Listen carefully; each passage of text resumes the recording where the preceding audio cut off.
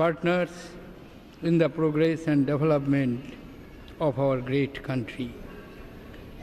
During my address to the joint sitting last year, I had outlined the visionary initiatives undertaken by my government towards building an India that strides into the future with confidence.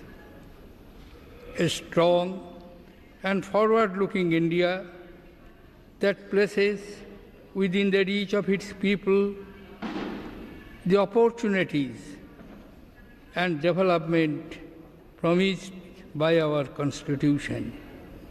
The development philosophy is captured in Sabka Saath, Sabka Vikas, the fundamental tenet which guides my government. Deen Dayal Upadhyay spoke